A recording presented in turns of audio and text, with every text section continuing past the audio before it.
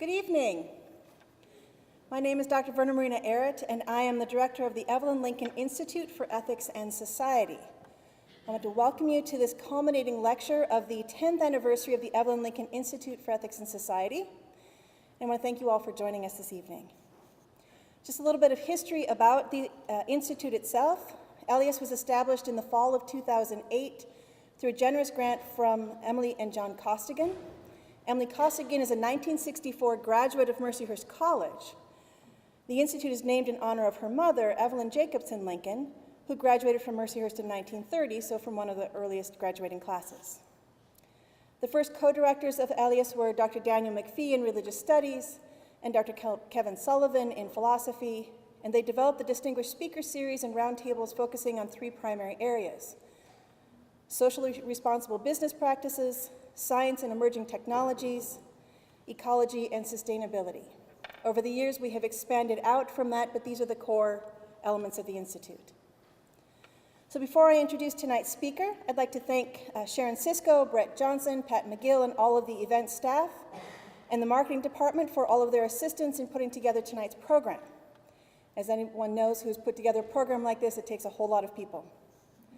I would also like to thank Mercyhurst University, President Victor, Provost Roberts, and Dean Riley Brown for their continued support of the Institute. And now just a little bit of background on tonight's speaker. Dr. Shannon French is the Inamori Professor in Ethics and Director of the Inamori International Center for Ethics and Excellence, as well as a professor in the Philosophy Department and with a joint appointment in the Law School at Case Western Reserve University. She is also a Senior Associate at the Center for Strategic and International Studies in Washington, D.C., and prior to starting at Case, was an Associate Professor of Philosophy at the United States Naval Academy for about 11 years, and served as Associate Chair of the Department of Leadership, Ethics, and Law. She's the author of many scholarly publications, including her book, The Code of the Warrior, Exploring Warrior Values, Past and Present, an article, Dehumanizing the Enemy, the Intersection of Neuroethics and Military Ethics, and she's also the editor-in-chief of the International Journal of Ethical Leadership and an associate editor for the Journal of Military Ethics. Tonight, her talk will be on military ethics, AI, and autonomous weapons. And now it is my great privilege to welcome Dr. French.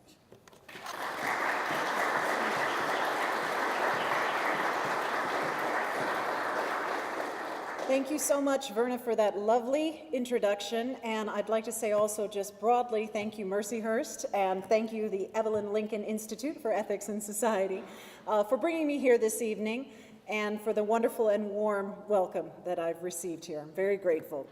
So I'm going to give you my talk this evening, and then I was told I could do a bit of Q&A, which I always enjoy, so I hope that as you're sitting there, if I raise questions, we can get to that. And if you look too bored, I'll stop at some point and we'll just do questions. So we'll see how that goes.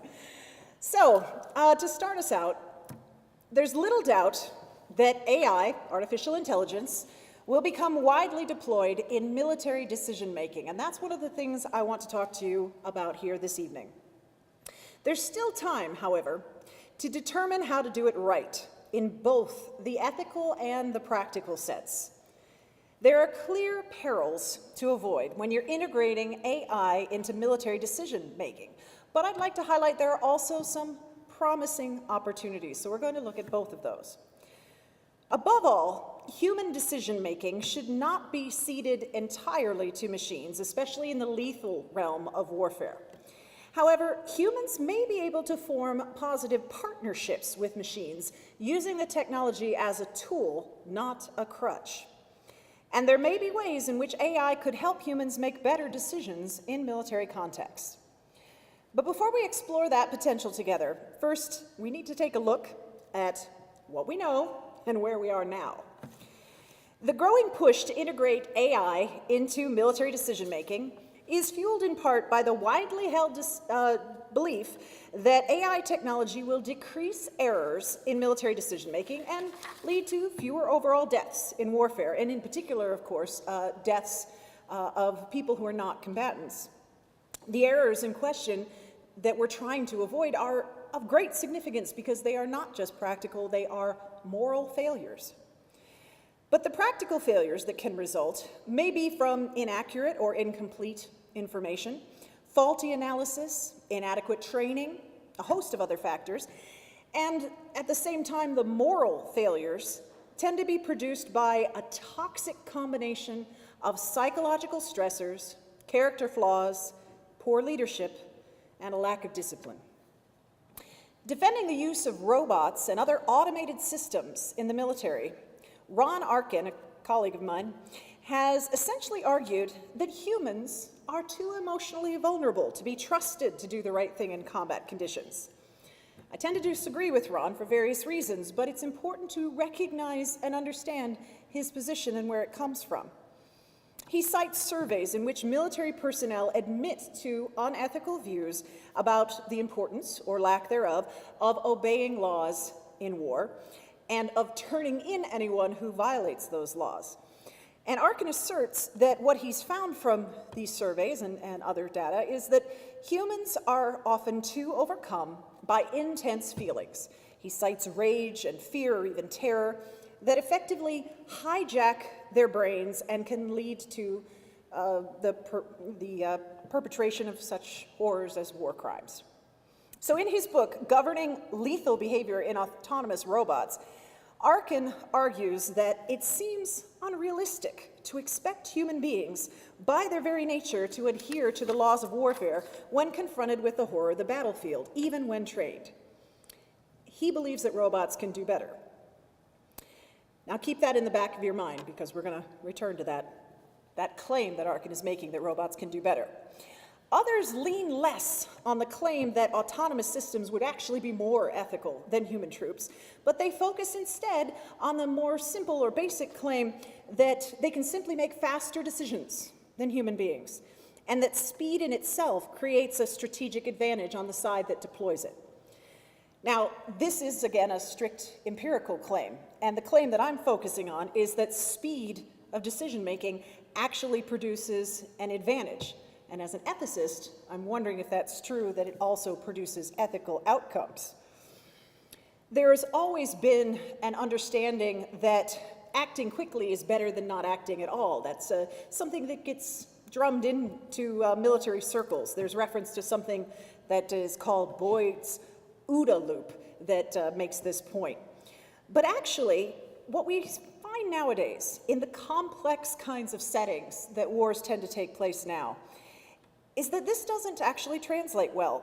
For example, if you consider urban combat domain, where decision-making happens simultaneously across many levels of command, and a bad decision made quickly is not always better than a delayed decision.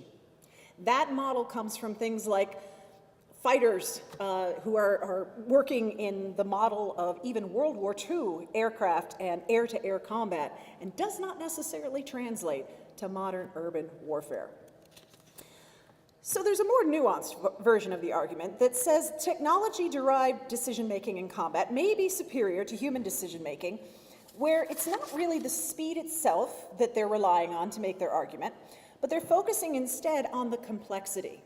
And this is important, and I think we need to give this fair consideration.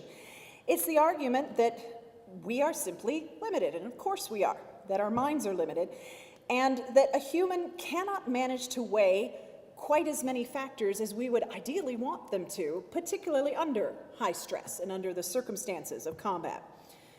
So the idea there is that if the AI system could handle some of those calculations, or handle taking in some of that information and make it more digestible for the human, maybe that would be an ethical boon. Now, the idea of intentionally replacing human decision-making with AI decision-making worries me from both an ethical and a strategic point of view. And I'll tell you why in a moment, but I do want to briefly first speak of one other underappreciated risk of replacing human decision-making and thinking completely with AI systems. And that is the worry that we will effectively de-skill ourselves in this important area.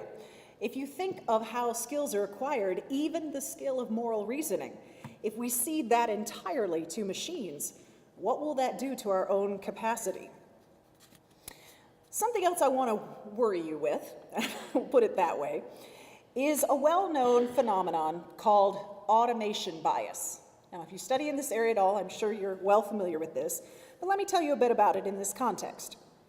Automation bias occurs when humans who are in an automated environment, such as one that's augmented with AI, are oriented to be more observers than actors.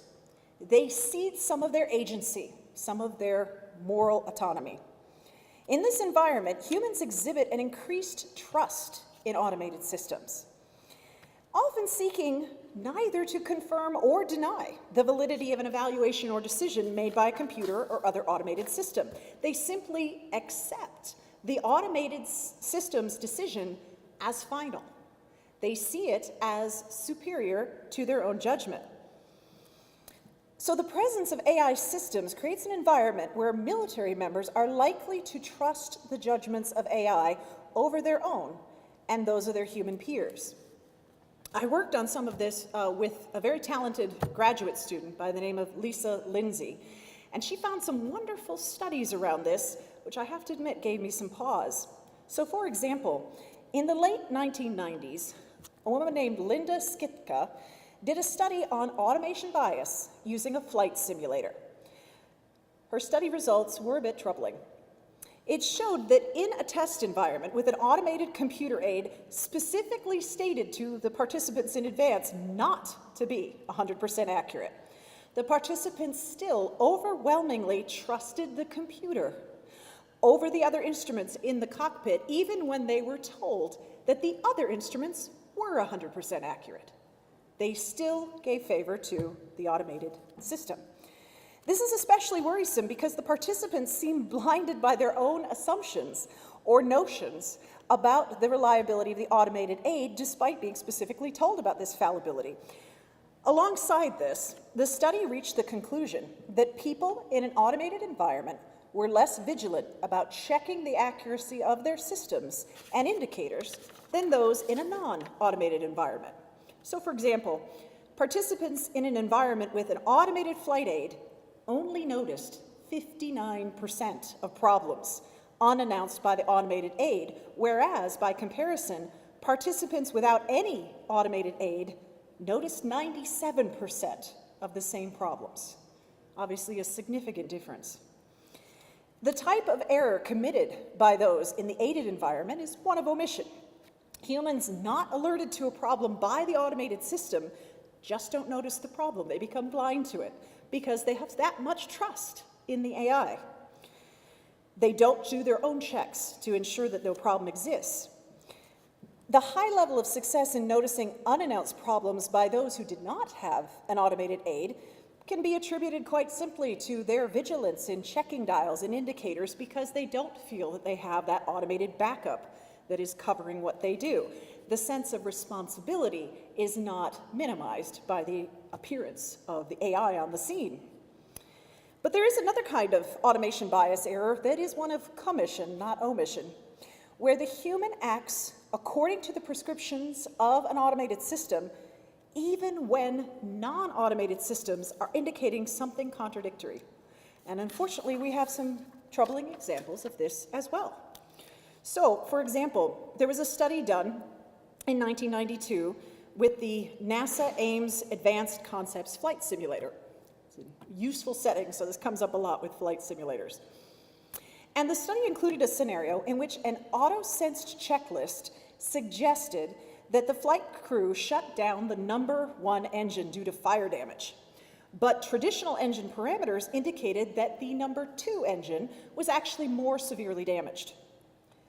3/4 of the crews in the auto-sense checklist scenario shut down the number 1 engine, while only 1/4 of the participants using the paper checklist did the same. Again, a huge differential. Again, this shows how automated aid can quickly diminish our vigilance. Now, any crew in the auto-sensing scenario had access to the right information. They could have chosen to look at the analog dials and indicators and determine that, in fact, it was the number 2 engine and not the number 1 that was more severely damaged, but they did not. They chose to defer to the AI. Short-circuiting our own capacity and tendency to to do these kind of checklists and have that level of vigilance is one of the more dangerous aspects of automation bias. It pauses people at just the moment where they might have what we sometimes call that little spidey sense that might keep them from making an error, and instead gives them a false sense of security that says, don't listen to that little nagging voice. Everything is fine. If it weren't fine, the system would beep. The system isn't beeping. Everything's fine. This increase in trust is funny when it shows up in scenarios like a commercial where someone following Google Maps drives into a lake. But obviously it's a lot less funny when the stakes are much higher, and certainly in any imaginable military scenario. So, for example, sadly, in July of 1988, the crew of the USS Vincennes fell prey to what we're talking about, this automation bias, and the consequences there were extremely grave. Indeed, they were horrific. The ship's Aegis radar system, again, an automated system, misidentified an Iranian passenger jet as an F-14 fighter jet, Iranian fighter jet. Once again, and it's painful even to say this, there was data on the other dials, on the other systems that they all had access to that indicated it was not a fighter jet. Nevertheless, no one in the crew of 18 disagreed with the automated system and the computer's classification. This is despite the fact that the plane was broadcasting civilian radar and radio signals. They authorized the system to shoot, and only afterwards realized their awful mistake. And the tragedy that followed, 290 civilian passengers and crew on board that plane were killed. Peter W. Singer recounts this event in his book, Wired for War, as well as a similar incident that happened in the 2003 invasion of Iraq, where U.S. Patriot missiles shot down a pair of Allied planes that the system had incorrectly identified as Iraqi rockets. Now, I want to point out that in these scenarios, the people had some veto power. There actually was a human in the loop. So these were not, in fact, fully autonomous systems. And yet the automation bias led them to almost be so, in that they took the word of the automated system over any other indicator. One of the sources of this that we found in looking into this problem more deeply is, again, this concept of trust and a funny kind of insecurity that humans seem to have in the face of technology. What I mean by that is whether it's gotten to us from the media, and by that I mean the broad sense of the media, films, TV shows, books, all of that, or if it's just what we're being told about the development of the tech itself, like hearing that it can win at chess and win at Go and things like that. People have started to believe, and have for quite a while perhaps, that these computers are superior to humans. And so if it's a question between what I instinctively feel or what I think I should do, and the computer telling me, or the AI system telling me something else, there is a sense that how could I be right and it could be wrong? As a funny aside, when my colleague and I were driving here, the first direction that our Google directioner gave us, our GPS gave us when we were leaving my house to drive to Mercyhurst was incorrect. And since, of course, I knew my own neighborhood, I immediately told her, no, it says turn right, that's ludicrous, that's the wrong way. Let's turn left, and of course, obviously, we made it here. But the point is not to belabor the example, but simply to point out that many people do not question their machines because they trust them until they've seen the errors occur, and then they classify those machines as fallible while still holding on to the sense that it's just because it's not as high-tech as they have. There is still this sense that there is a machine, maybe it's just the better one that I don't have in my GPS, but somewhere there is a machine that is smarter and better than humans, and that it will outclass us in making these decisions. And as soon as they feel they're in the presence of such a machine, they will defer to it. So the same person, including myself, who might say, oh, I can wave off this GPS in this setting, would be desperately glued to something that I was told perhaps was the next level, and I would no longer trust my own personal experience or awareness, or at least there's a risk of that. Now, in the sense of the general public, this is sold intentionally. We are sold on the idea that human ability is below that of what AI can manage, and of course, there are, some documented failures, but I would submit they don't get the same attention as the seeming documented successes. So another aspect that I think doesn't get enough attention in this area that I want to highlight, and certainly highlight its importance in military contexts, is related to how do you get these machines to actually make decisions and make suggestions in the first place? And obviously they have to be programmed, and even if they are going to then learn and grow from the programming you initially give them, somewhere along the line, someone entered the code to get it started. So no matter how advanced or capable of machine learning they are, AI and other automated systems originally imported something from us humans. Now, here I've just been saying we should trust ourselves sometimes over machines, but I must also acknowledge we are fallible. We are not all wise and all knowing. And above all, we are biased. So what do we think happens? When you build algorithms by human hands, the bias gets baked in. Rather than freeing us from our natural weaknesses, the systems establish them more firmly. There are many recorded cases of algorithms that were specifically designed with this idea of creating a kind of superhuman objectivity that we could trust. And yet, because they were programmed by human beings, they failed, and sometimes spectacularly. One classic example, and one that happily does not involve death and destruction, as so many of my examples sadly do, has to do with an attempt in 2016 by a company called Beauty AI to develop a program that would judge human beauty. And this was sold along the lines of, this will be objective. We will now know objectively who is more beautiful than who else. It's like the ultimate of the golden apple test from ancient Greek mythology, which also turned out really badly, by the way. Trojan War, anyone?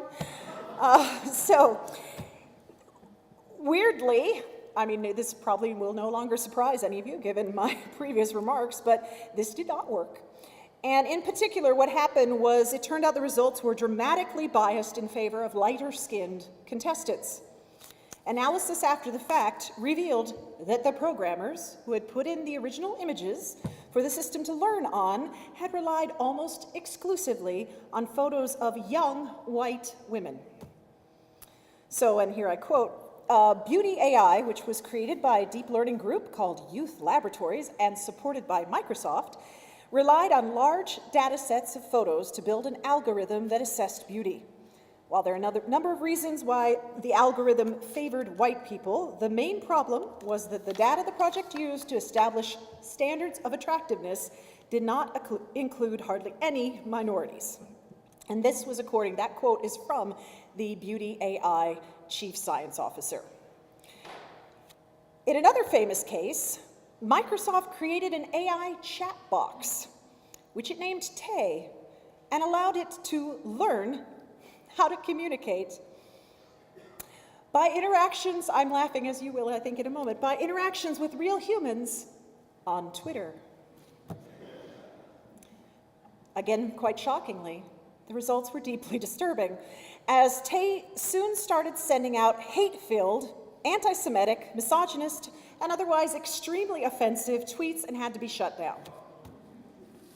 It was a huge failure. And as journalist Sam Levin notes, after Facebook eliminated human editors who had curated their trending news stories, again, seeking objectivity, they removed the humans to try to get this superhuman objectivity, the algorithm immediately promoted fake and vulgar stories on the news feeds. It copied the worst aspects of the content that it encountered. Now, I hasten to say that what we're seeing here already has a name. It's an understood phenomenon. This is casually called garbage in, garbage out. And we can say, aha, bad programming, bad algorithms. But it can't be solved as easily as it might seem. Bias is very difficult to keep out of AI programming, even if you avoid the kind of more obvious traps that I use in these extreme examples. And the reason for that, again, we're back to our own flawed human nature. A wonderful legal scholar from UCLA, Jerry Kang, has extensively documented human bias, primarily in the legal setting, but he's got many examples, and he's proven, sadly, that it is extremely difficult to avoid bias of some kind. It's often unrecognized or unconscious. So you imagine that as a starting point, and you amplify that in an AI system, and then you cede authority to that AI system, and again, the results are common. Kang gives one example he gives many examples, but let me give you one of Kang's examples that I think quickly clarifies the kind of bias we're talking about. He did one around shooter bias, where they created a video that placed photographs of white or black individuals holding either a gun or another object, like a wallet or a soda can or a cell phone, with different photogenic backgrounds. And the participants were instructed to decide as quickly as possible whether the target was a threat and whether they should shoot the target. They found, consistent with earlier findings, that participants were vastly more likely to mistake a black individual as armed when he in fact was unarmed, false alarms. And they were vastly more likely to mistake a white individual as unarmed when they were in fact armed. And interestingly, they found that this was true across many different categories of participants, including black and white participants. They all had the same bias. So as long as humans program AI, bias and other human vices are going to come along for the ride and sometimes be amplified. Now, I know I've cheered you all up with this wonderful concern. It does not mean that for certain AI will make worse decisions than people would. The other side of the coin is, if we understand that, and we do our very best to program AI in a way that recognizes how easy it is to slip into these kinds of bias problems, perhaps while we won't get the perfection that some dream of, maybe we could get a system that would balance out the very bias that we're worried about. So for example, we could program a system to be aware of a bias that we know exists and to intentionally counteract it. However, I think once again, there are other ways that these algorithms can go wrong that we have to keep in the back of our mind as we are concerned with this. So for example, and I won't go into detail, but IBM came up with one of its Watson applications, Watson being a famous AI system, that was Watson for oncology, and it was meant to give information to doctors to help them do better with cancer patients and give them quick. And that seemed, on the face of it, to be what I was talking about, in that it was an intentional, very thoughtful, they had doctors training it, they didn't have someone from the outside, and yet it too was an abject failure. And the argument in that case was another thing we have to avoid or work around in working with AI, and that is that they blamed Watson's failures on the fact that it was trained by doctors using synthetic data. So rather than using real-world data, the doctors fed them many scenarios that they had made up that they thought were realistic, but they weren't actually from the real world. Now that's IBM's claim. We have to decide whether we believe it or not, but their argument was that this too was a human programming failure, another version of garbage in, garbage out. So again, the assumption is, and we can talk about if you buy the assumption, that there would be a way to do better. But the more that we rely on AI, the more we need to educate people about how these failures are possible. And we need to also remind them that ethical decision-making, as I mentioned earlier, is something that you practice. It's something that you can get better at, and something that is your responsibility as a moral agent. And so rather than, in a kind of a intellectually lazy way, ceding your moral authority to a machine, you should see if there is perhaps a way that you and the machine, if they're going to be everywhere, if this is the future, can work together to avoid the problems that we are so often prone to.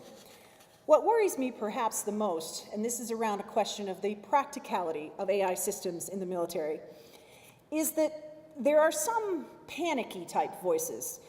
This is true in NATO, amongst its allies, that are talking about how Russia and China in particular are in a great rush to push out AI systems into their military. And so the language of essentially an arms race is being invoked to talk about how we had better hurry and get military AI working and out there even more than it currently is. Because again, there are examples of automation already, clearly. But we need to get it out there quicker so that we can beat them to the punch. I could not more strongly disagree with that approach.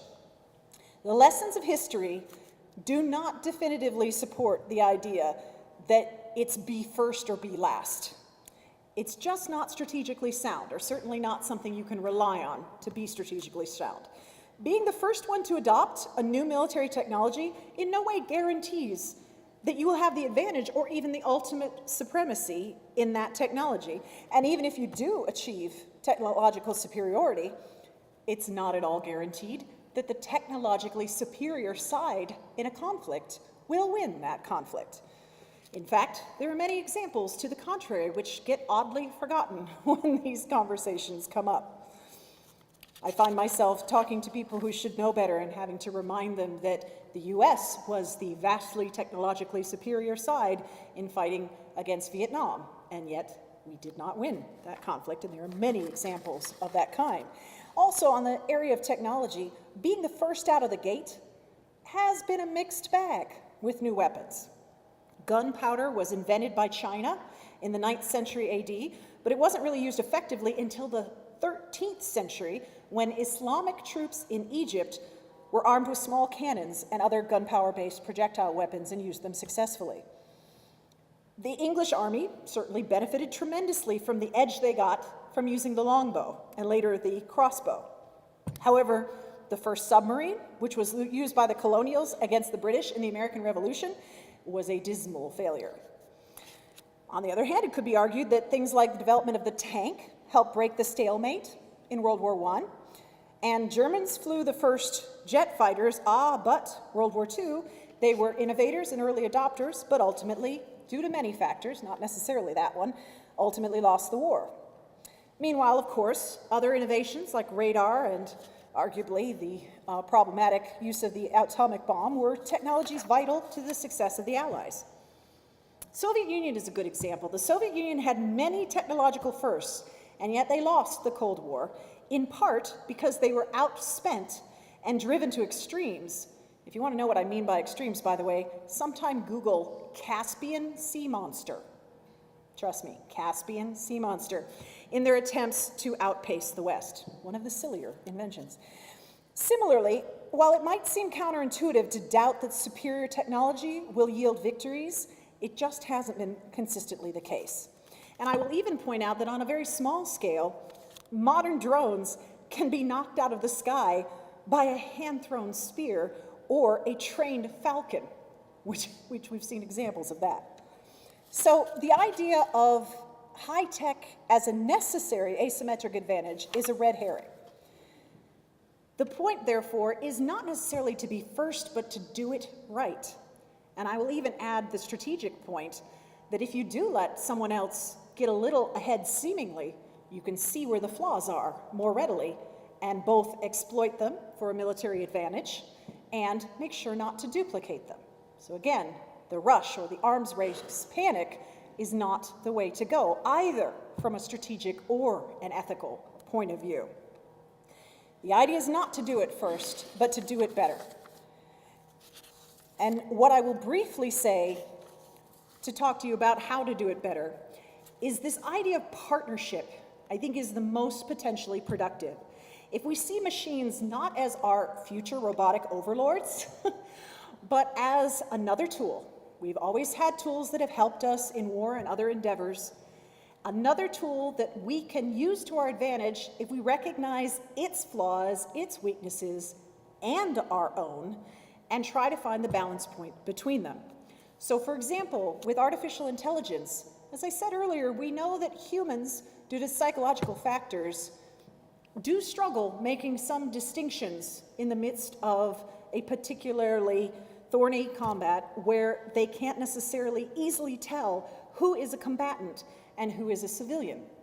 If it is possible that an AI system could quickly give some information to help make that determination, lives could be saved. But, and here's the key, given what I said earlier about automation bias, the machine must not make a decision for the human being. And what I mean even more specifically is I would like to see machines that literally are not allowed to spit out a particular answer. They can only give options. AI as an option generator. So the AI becomes a little bit like the Jiminy Cricket saying, have you considered this? Or for some in the room who might remember as far back as this, the little paperclip that used to pop up when you were writing something and say, you seem to be writing a memo. You seem to be about to fire on civilians. Have you considered working around this way? There would be ways that they could create that pause or that moment. And while it may seem a little funny, this role is often played by humans, and this is where I disagree strongly with Ron Arkin. We actually have a better track record than he implies in terms of actually making the right calls and refusing to fire or withholding fire. There are many horrible stories that rightfully draw our eye and get the attention that they must get because of the harm that was caused, but on a daily basis, human beings do make life or death decisions in a split second. And having a little bit more information in that second from an AI device that doesn't decide for them, but just says, you know, have you noticed this, that, and the other? Towards that, I will end with one example, and that is from a couple of colleagues of mine from my former school, from the U.S. Naval Academy. Mitt Regan and Kevin Mullaney studied a particular incident in Iraq, in Haditha. They call their study 1 Minute in Haditha, where unfortunately a mistake was made, a tragic mistake, and some individuals who turned out to be civilians were shot in a moment where they obviously should not have been. But in the moment, there were many factors that the individuals who were trying to assess that moment with much going on failed to notice. And what Kevin and Mitt discovered in their study is that if those factors had been given to them, they might have made a different decision. Not that the machine would have made the decision for them, but just having that information in the moment might have altered the outcome in a positive way. But all of this depends on, as a society, us educating one another about not believing that AI is always going to be superior and seeing it only as one of many tools so that it doesn't replace us, but only enhances us.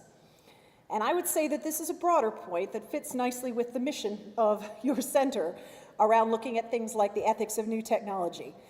We must always consider how a new technology can both be used and abused. Genies, once let out, seldom go back into their bottles. AI is probably not going away.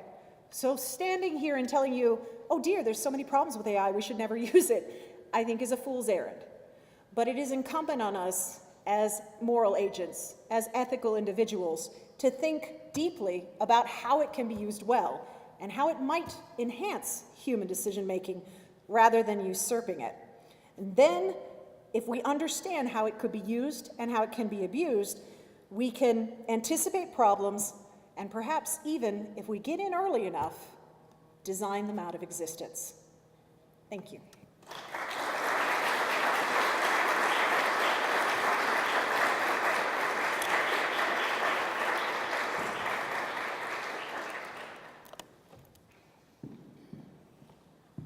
want to thank Dr. French for that wonderful presentation. We have plenty of time now for questions. So I will leave you to field the questions, but any questions that you have? Yes, over here. You had mentioned that Russia and China were already developing AI weaponry. And is there any evidence or data on whether or not they're developing AI as an option or AI being autonomous? They are developing it to be autonomous. So I submit it in terms of my earlier claim that I think the first may not be the best, because I think they are making that very error. The idea is that they are thinking they can count on something I referenced briefly, which is Boyd's OODA loop, the idea that if we can decide more quickly we will win strategically, despite the fact that there's a lot of evidence that that isn't true, that's only true in certain kinds of conflicts. So I find it odd. It is a replacement model. It's a replacement for human operators and an idea that they will work better than human operators.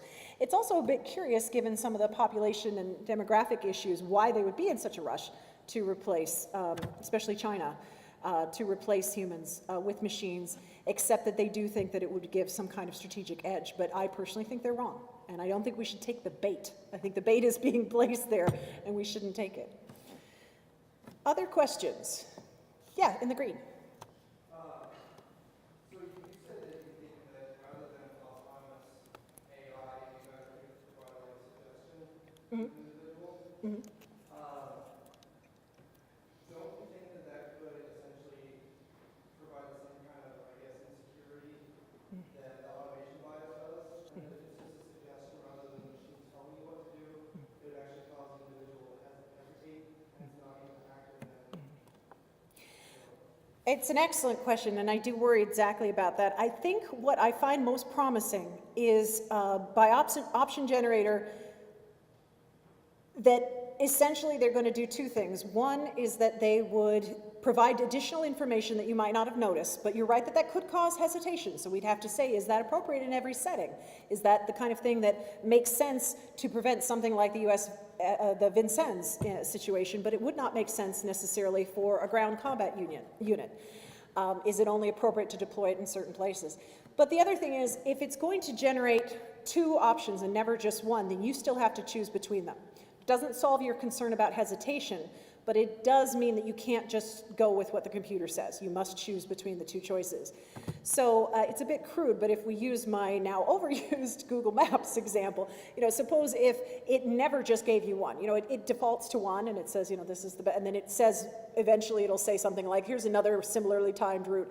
But what if it always gave you more than one choice and you had to pick between them?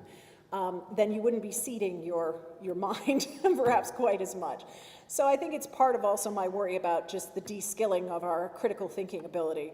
This came up interestingly in a conversation with, again, my old colleagues back at the Naval Academy.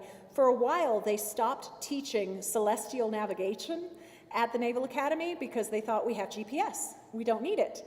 And then I hate to say it, but they crashed. They had some very high-profile collisions, and in some of those cases, they found that it was again over-reliance on the automation that was to blame. It wasn't the only factor, but it was definitely a factor. And so they've actually brought it back. They've actually brought celestial navigation because, and the other thing I think I didn't dwell on, but human systems are obviously less hackable. So the idea of making sure that the individual can still do the job if the computer isn't working is another reason why I want to preserve some decision making, even if you've got something to aid the decision making. But I think it's important that I share with you that I do have these concerns. I'm worried that there isn't a way to fix this problem. So if the problem as I'm framing it is AI is coming, is there a way to use it that doesn't usurp decision making? I'm hopeful that there's a way to do it with some kind of an option generating model, but I have worries that there will be some loss in moral decision making no matter which way we construct it. So I share your concern and I'm still grappling with it.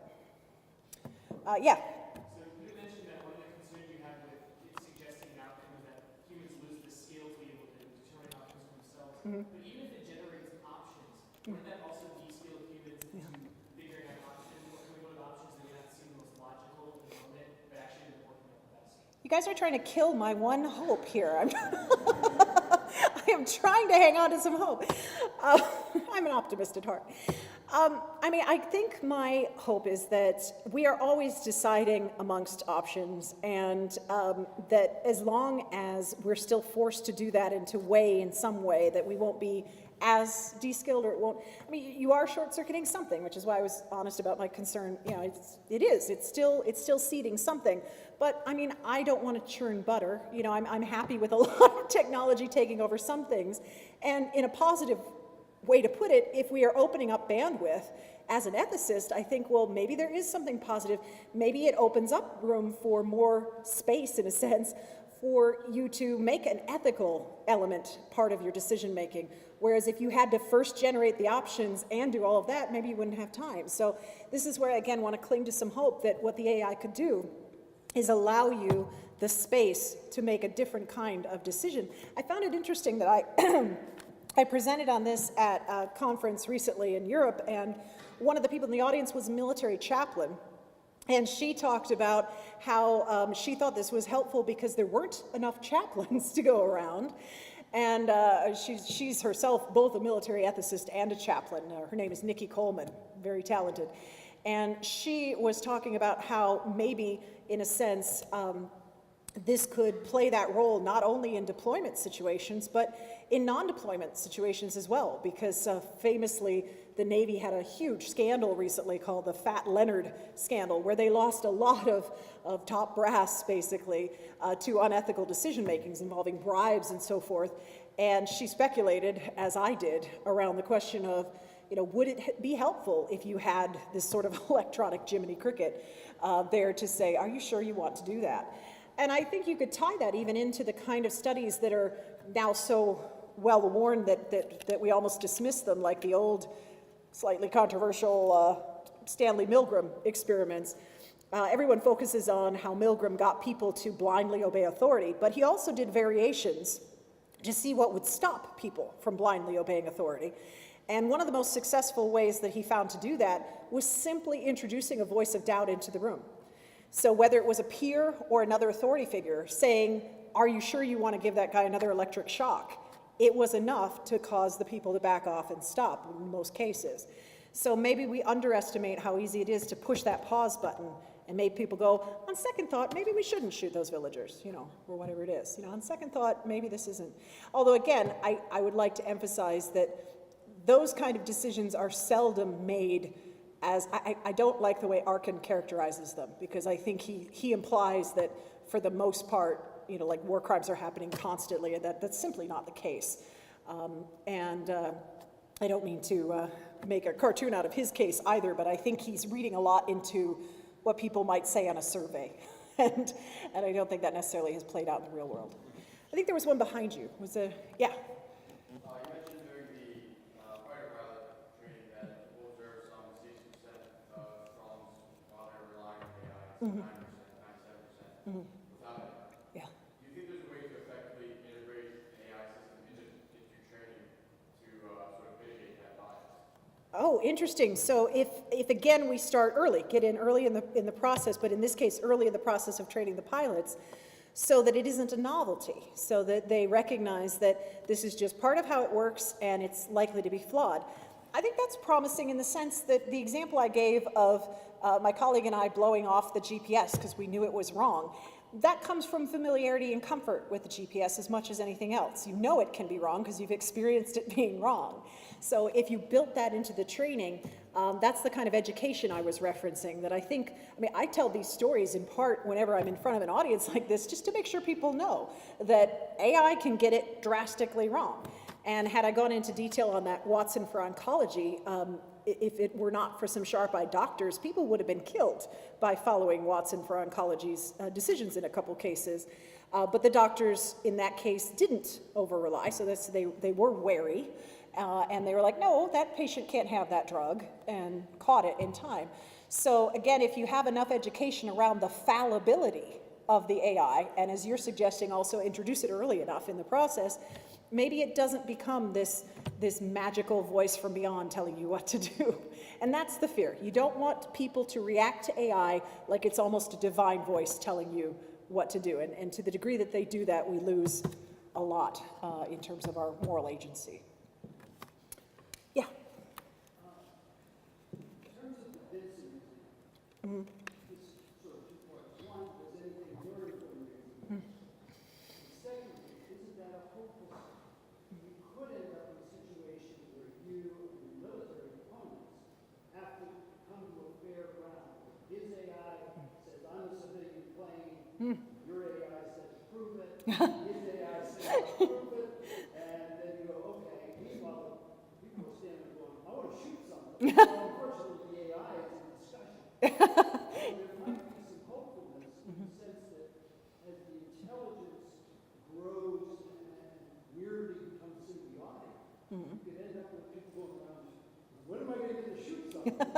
The AI keeps stopping us.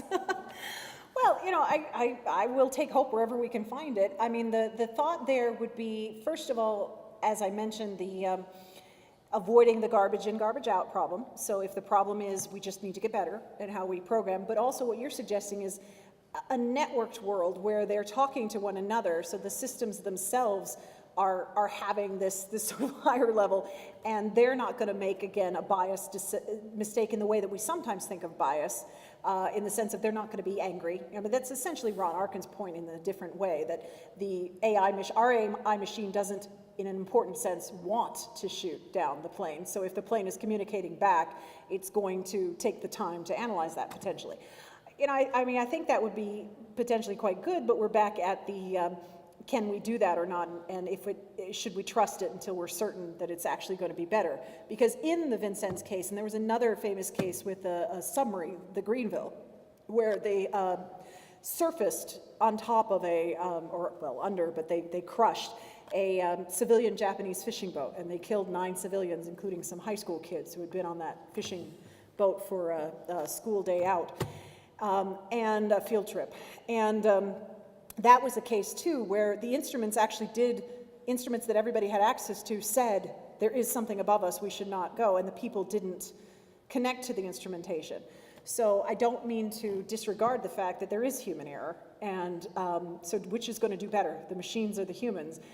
But I like your thought that perhaps if the machines themselves are in this kind of network and talking to one another above and beyond whatever the situation is, perhaps we could avoid some problems, as long as we don't get the same. I think there's still this nagging doubt in the back of my head, because I'm thinking about like that chat box that turned evil on Twitter, that it wouldn't somehow be influenced by other things, and that the AI then itself would, I mean, I'm starting to sound like Skynet here, but you know, it worries me that to the degree that we step out of the loop and trust them more, I still fear that we're introducing problems.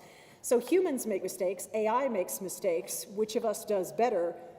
On some level, that's an empirical question. And right now, I think humans still do better. Could a future AI do better?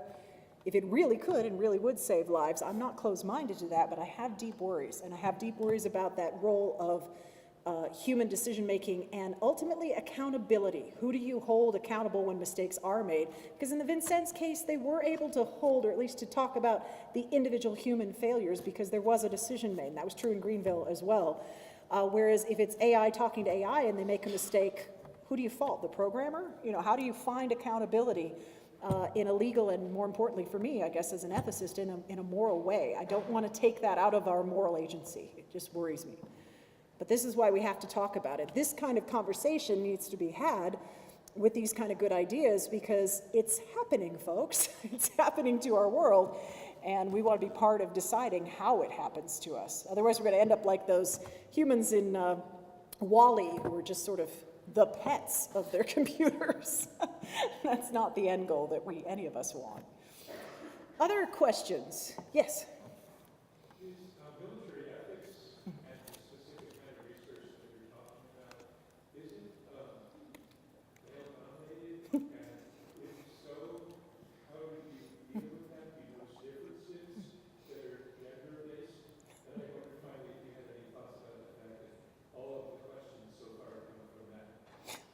Interesting.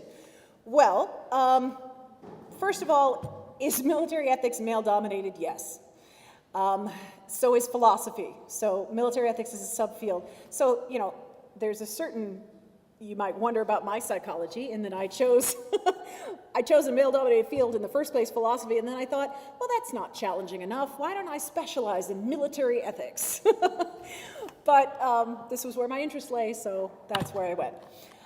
We are trying to change that. Right now at, forgive the PSA, but right now at Case Western Reserve University, we've just launched the first in the entire nation military ethics master's degree program. There is no other yet, because we want to grow the field. And one of the ways we want to grow the field is bringing in more voices. And that means the female voices, but also all kinds of voices in every sense of diversity.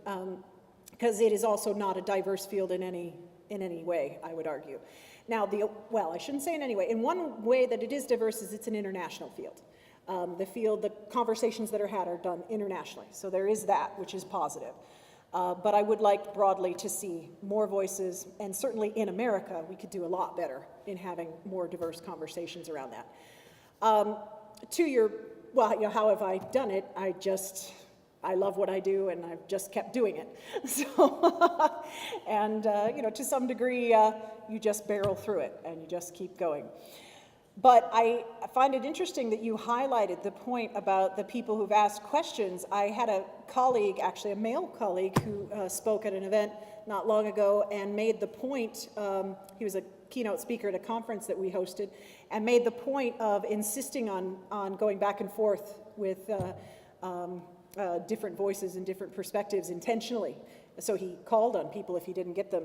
And hearing your point, he may have the right idea, and I should perhaps adopt that going forward. I'm very open to that idea because you're right, we haven't had a question from every aspect. Yeah, well, it worked.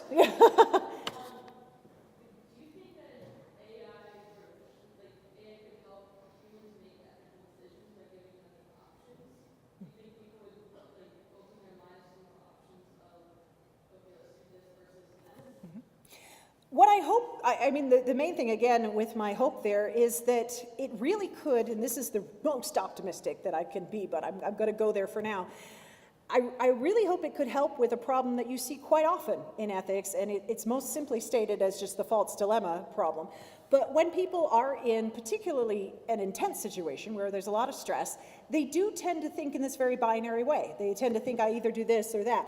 To put it in a simple context that everyone here in academia can understand, like either I cheat or I fail the class, you know, or something like that, or you know, they think there's only two choices. And a lot of our poor decision making comes down to that. We get stuck in that binary thinking. So having someone come in and say, or, you know, third choice, have you tried, to continue that example, telling your professor the bind you're in and saying, I really can't do this, I understand you're going to have to deduct something, but please give me an extension, or I'm feeling this way, you know, have you even tried that? And a lot of times people haven't even tried the third way. They haven't even tried the third way out. I had a chaplain once tell me a kind of a funny story, and he said it wasn't particularly theologically sound, but it made the point. And that was that a hypothetical priest is hearing a confession, and the person who's confessing says that I have sinned, I have poisoned the sacramental wine. And so when you give it out to the congregation, they will all be murdered. And I feel really bad about this. And the priest is then thrown into this moral dilemma. Again, forgive me for the theological wobbliness of that, but still makes the point. Thrown into a dilemma because he doesn't want to break the seal of the confessional, but he doesn't want his parishioners to be killed. So he's panicking. He walks out of the confessional, and he's freaking out. And in his freaking out, he's thrashing about, and he accidentally knocks the wine over. And he spills it everywhere. And he goes, oh, third option. And but he was stuck in this, either I let them die or I break the seal. It's like, there might be a third choice. And so the person who told me this story, and by the way, if the story has an attribution, I hope someone will find it. I'm not attempting to steal it, but I heard it secondhand. But, the point was, find a way to spill the wine. There's usually a way to spill the wine, but we don't see it. If AI could do that for us, if AI could be that little voice going, hang on, you have, maybe there's more time than you think, maybe there's another option, you are panicking, calm down, there is a third choice, maybe a lot of ills could be prevented. So that's a promising development. I am open to that, and that's what I'm hoping to get at in trying to express it in this option-generating way. Right behind you, yeah. Look what you did, we have another one.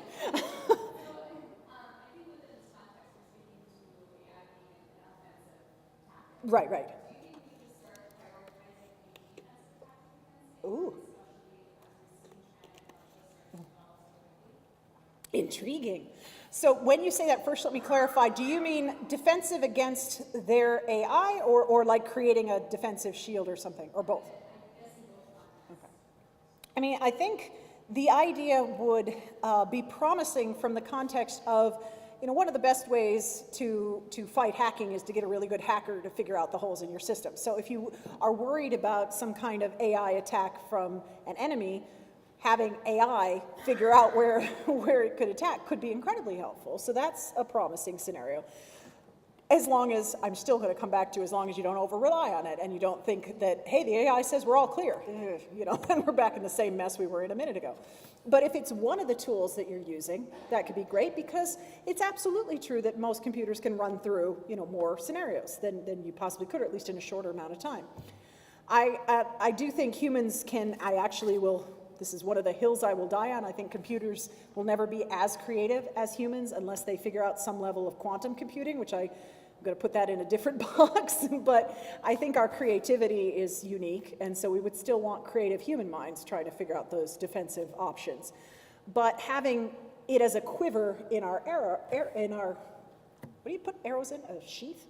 Having it as an arrow in our quiver, there we go, that we could use the AI to and have it scanning for threats or something like that.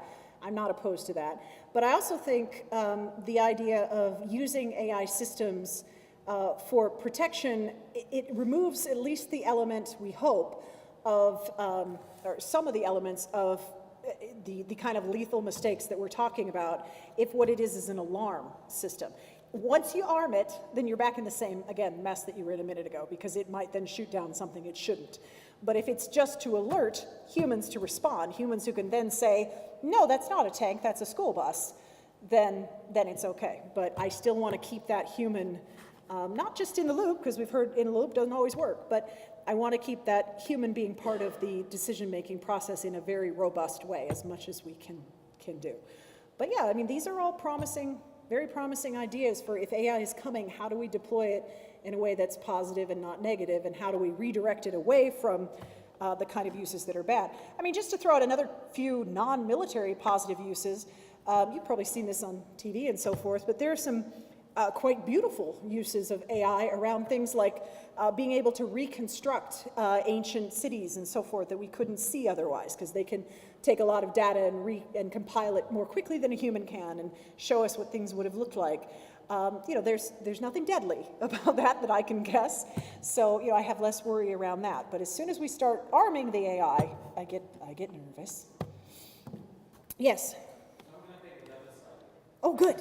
Devil's advocate, go for it. Yeah, so when you talk about AI failing, in your example, it's not the AI's fault. It's a programmer? It is the programmer and the developer and the engineers. So you can't blame AI for that tragedy that is occurred. So basically, when you program AI based on tweets or on Twitter, we all know how bad things go on Twitter, right? So we shouldn't blame it there. Another thing when you say about AI classifying pictures being racist, yes, because it's the developer. Garbage in, garbage out. Yeah. So it's the developer. It all boils down to what the developer feeds that program, the way he designs the AI for programming. So we shouldn't be afraid of AI. This is one for fun. Another issue about AI being helpful is, I know there are two planes we're relying on traffic collision avoidance system. It's called TCAS system, where two planes are in front of each other. One will detect the other plane, and the other plane will detect the other plane. One will signal, okay, you go up, I go down. But when the pilots didn't follow these TCAS systems, a huge tragedy happened. Not only one plane crashed, two planes crashed, each carried 150 passengers or crew. So at the end of the day, I think if you program the AI with the right developers, the right team of engineers, by cleansing the data, knowing what you feed that AI to learn, and train that AI, test that AI, validate that AI before deploying it, you minimize the majority of the problems that you were mentioning when we were talking about. So the idea of being afraid of AI is too early to discuss, I think, in my opinion, and I think you should trust AI. Well, no, I always want, I'm a philosopher, we love devil's advocate point of view. There would be no point in doing anything if we don't look at the other side. I mean, on the failure being pointed at the programmers, I mean, to some degree I agree with you, because I did emphasize the garbage in, garbage out problem. And I do agree with you that some of the examples I used are clearly that, you know, like the beauty AI. I mean, they just were dumb. and the Twitter one, too. You know, it's like, why would you choose that platform to teach people how to communicate? This is not wise. However, I did make the other point, which I still have deep worries about, and that is around the fact that, yes, but even the best programmers or the most well-meaning, being human, are going to have some bias. They're going to have some built-in bias in their own systems, so to speak, and you can't get around that by itself. So if we trust, I think where I'm getting stuck on is if we do start to view it in this supernatural as necessarily better than us, I think it might end up as good as the best of us. You know, might be as minimally biased as someone who's trying really hard, and I'd be happy to see that with AI. But I don't want people trusting that the AI is going to do better than a human can do as long as humans are programming it. Now, what I would like to ask you, because you might know, since you have an interest in this area, is, you know, what about a future, can we ever get far enough away from the human bias? Because this has been, you know, of course, talked about for the future of not just machine learning, but the systems themselves start to create the next system and start to create the next system. Is there a way that that could evolve out the human bias? Is that a direction that we would want to go? Or does that then open up a new moral can of worms? Because at that point, it's so divorced from our humanity that the decisions they're making we wouldn't recognize as moral, because it becomes godlike. I mean, having the decisions made by a godlike entity, but made right here, makes a lot of people worried from an ethical perspective, because, you know, we may not like what judgments would be passed by a system like that. It's often played out in science fiction, for example, the idea that, for example, a smart system would ultimately say, humans are a plague on the earth, look at all the destruction they're doing to the environment and so forth. The best thing to do for this ecological system would be to wipe them all out. How would we make sure that a truly unbiased system would actually not lose the bias that we want, the bias that we still want to preserve? That balance is tricky to find. Do you think we can get there if machines train one another, or what would be the direction you would take it? So in my moderate experience with machine learning or stuff like that, I'm not an expert in machine learning, but still in my modern experience, I think it's always a human would be overriding the machine. So you still want the human to... All the time, I agree with the fact that humans program the machines, and the machine would not develop some option.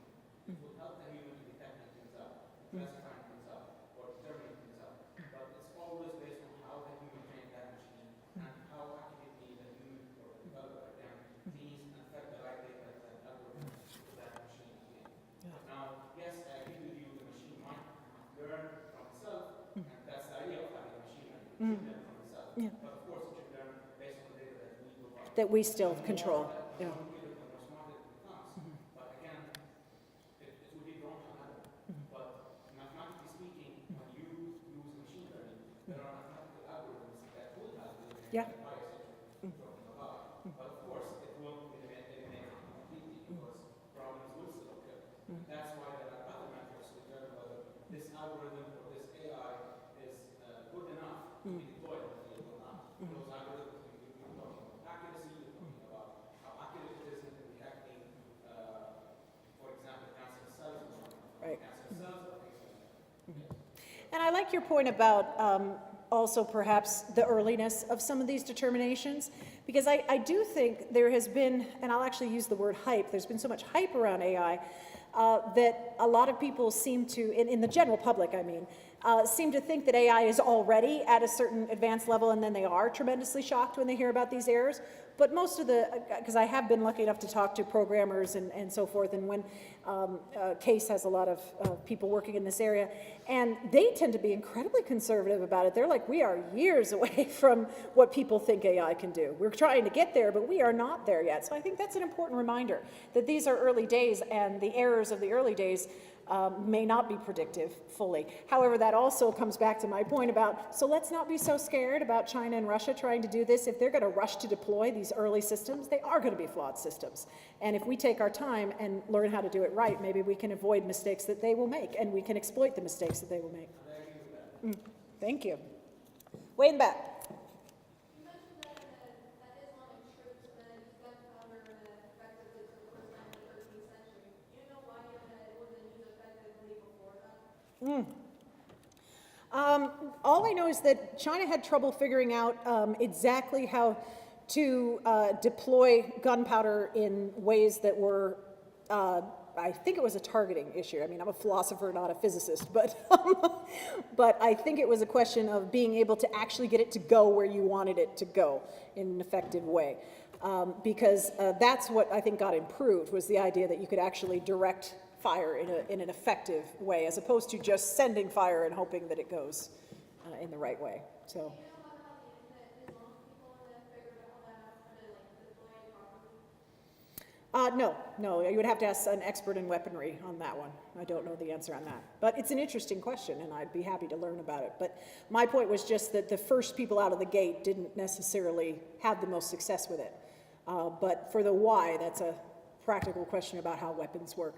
I mean, we also have a lot of times where the weapon concept is quite successful, but it's simply, again, this is similar to the programming point, it's simply a flaw in how it's actually created.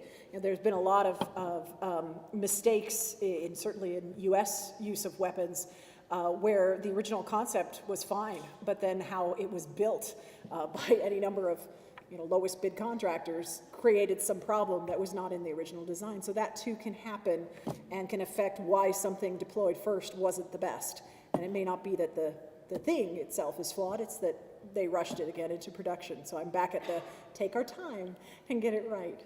But no, I'm not that much of a weapons expert when it comes to projectiles. I know a bit more about swords, but that's a side note. Yes. Yes, I have to preface this by saying that I am an artificial intelligence expert. And I think I would go back to some of the points we made earlier on, which is the examples that you were pointing out where AI made mistakes. What you have to compare in those situations is not that it gets everything perfect every time. When you're replacing a human with an AI-based system, what you're comparing with is, oh well, do the humans perform? And so if AI performs better than human, that's when typically your customer wants to buy your product and deploy it. So Defense Department, when they deploy applications, and I've worked in defense applications as well, so they go through a whole process. They determine that an automated system would perform better than a human system. So in cases where the errors that you pointed out that the automated systems made those errors, how do we know that humans would have made a lot more errors if there were a slow automated system being deployed at that point? So there is that issue. The other issue is that when we talk about biases, automated systems actually help in that sense, in the sense that you explicitly create the algorithm, so then you know exactly what the bias is. Whereas as human beings, we may never know what the bias is unless there is things like psychological research and all sorts of clever ways of checking that out.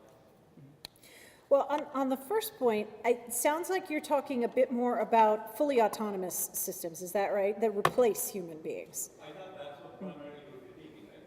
Rather than the ones that are biased. Well, no, I mean, a lot of the examples I used were where the automated system gave some signal or trigger to the human, and then the human made an error because it over-trusted the automated system, which might actually support your point that the weakness in that, where's the point of failure? Is the point of failure the AI, or is it the point of failure is the human for not using the other systems? Like in the case of the flight simulator, where they had other dials available to them to tell them the correct information, but the people who relied overly on the intentionally flawed AI in that case were the ones who made the mistakes. Is that an AI failure or a human failure? But even in the case of the dial is just another system. It can also fail. It can fail, yes. It may not have been correct, so maybe that would be a bit the assumption. I don't know. I can't get into that because of the individual. But- Or the ones who are relying on the automated system judgment versus their own may have known that yes, the automated systems perform 95% as the experimenter told them, but the humans perform at 90%. Right? So then whose judgment would you trust? Well, I mean, are you yourself, from your perspective as understanding some of these systems, are you preferring to take the human out of the loop, or do you think you would like to see them work together? Because I still have discomfort, particularly where the issue is lethality, in not having a human own that decision from a moral accountability, if nothing else. So, for instance, in case of checkers, we know that checkers is now a completely solved problem. You can start from the initial condition, you can go to the end conditions by one of the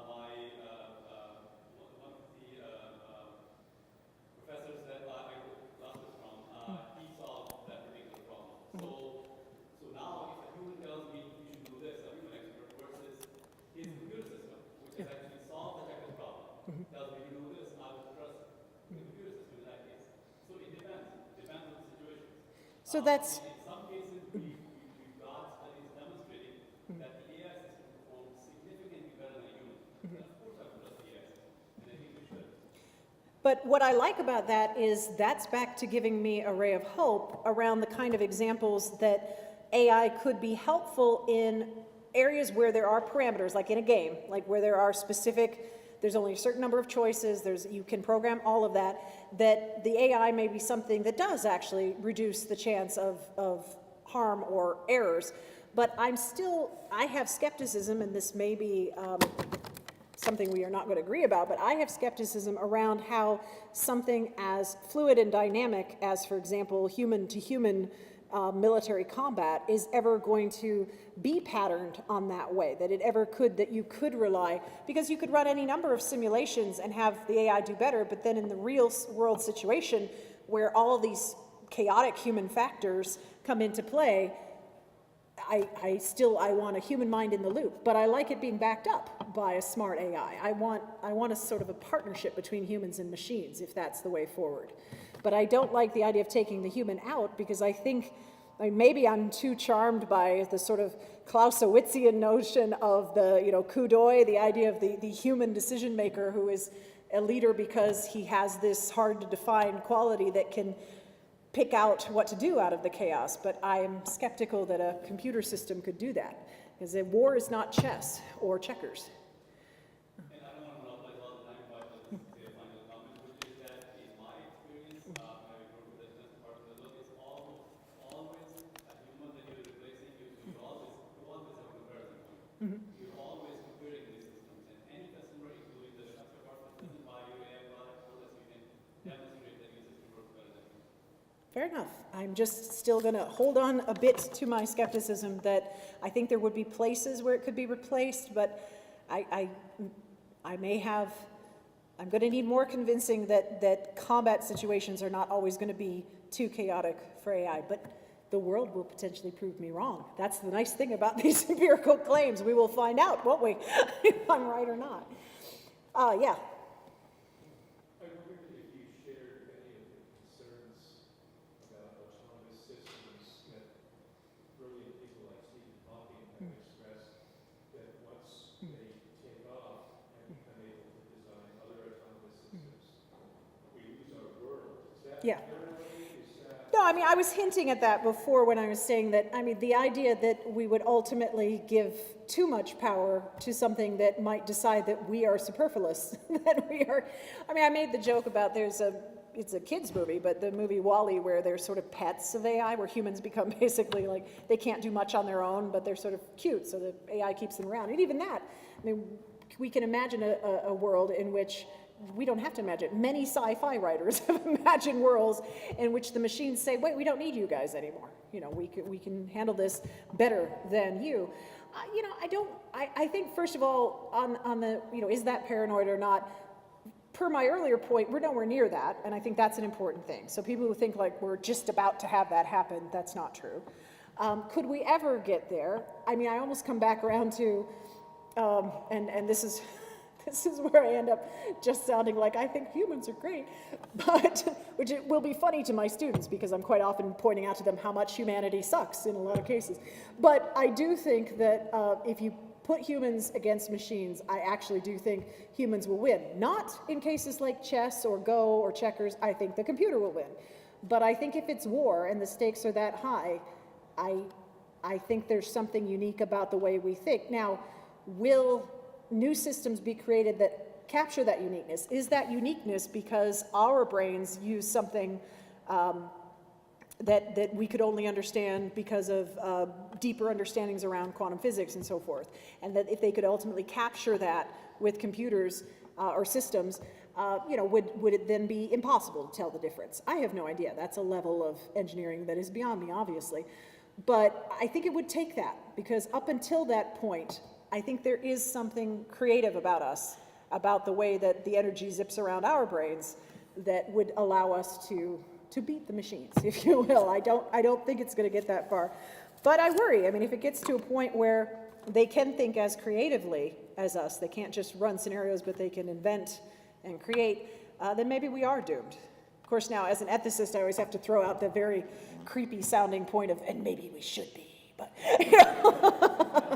it's at some point, if we can't manage all this, maybe we deserve our fate. There's one more question, and then if somebody wants to talk after. Yes. Oh, cheater, she said one. It's okay. Okay, fair enough, fair enough. Classic move.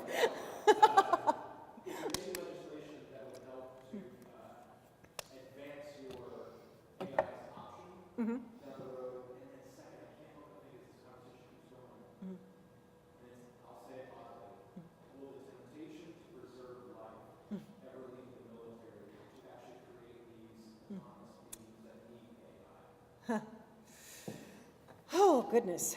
Those are hard ones. I mean, the first one, legislation. There's some work being done around this at the UN. But it's interesting because unfortunately I feel like the conversation has been framed in potentially an unhelpful direction because it has been around whether they should be banned entirely, whether autonomous lethal systems should be banned entirely. And I know some very good people on that side of the fence, but I also see the arguments on the other side, including some of the ones we've had here about, hey, there might be a real gain in terms of human life preserved to use AI. Why would we rule that out prima facie? Because, without testing some of these possibilities. So I'm not necessarily on board with the ban approach, but could there be ways of, as your question suggested perhaps, of maybe not going for the ban or not, but going towards we should direct AI in this positive direction, or we should require. I mean, I would love to see more of that. It's interesting, we were talking earlier about, we were discussing how I've been to DARPA. DARPA is like the research arm, and I've been been invited into, DARPA workshops before as the ethicist, and sometimes there's just me, sometimes there's more than one. And, it's a mixed bag. I'll be honest about that. Sometimes it's wonderful and they are very open and the conversation is around, oh, hey, yeah, maybe we shouldn't do that. Maybe we should do this within this band of we're doing something, but maybe we should lean it that way. But other times it's clear that they're just checking a box. We had an ethicist present, done. And that's very disheartening and you feel like you're shouting into the void. So, if there were more robust language, around this can't be developed unless you've had a good faith attempt to have the ethics conversations early on in the development process. Maybe that would help. But again, there's not a great track record with that kind of stuff moving forward. It's a lot of lip service is paid, so I worry. But I would like to see that. I would like to see people demand it from a public point of view, that if you're going to institute AI, we need to make sure that we avoid these avoidable problems. And if my colleague there is right that these problems are profoundly avoidable and we could actually have this positive outcome, then that would be even more reason to do it. Because it would be, hey, we could get to this better future, but only if we take a real strong stand against this garbage going in, if we don't want garbage out. So rule out, or maybe penalties that do focus on bad programmers and say, all right, let's bring it back to the human. Say, you did this wrong and this outcome was bad. So there's that. In terms of what the military cares about, of course, it depends on the mission. When you're dealing with a particular mission that, as we use the language nowadays, it's actually an older concept, but winning hearts and minds, then you don't want to kill the wrong people, however you frame that, because it doesn't advance the mission. So if you had a system that would actually prevent you from making human errors, then that would be welcome. So it isn't, I think it's a good point to remind people that the mission almost never is to kill. That isn't the mission. You're trying to accomplish something else. And you come to believe that the only way to get there, and sometimes rightly you come to believe, that the only way to accomplish that mission is through killing. But if you were given an option that got you there without having to kill anybody, you would go for that. The end goal is not the killing, it's something else. So, providing systems that would preserve human life while still getting the job done, to put it that way, I think would be welcome. I'm not negative on that. Most of the actual service members that I've been able to work with through the years, this is no new phenomenon, say repeatedly that they don't want to fire a shot in anger. They would prefer bloodless choices. So if we offer that, I don't think that would be rejected. I'm not sure we can yet, but if we could. Okay. I want to thank you all for coming this evening, and most importantly, thank you to Dr. French, for a wonderful presentation.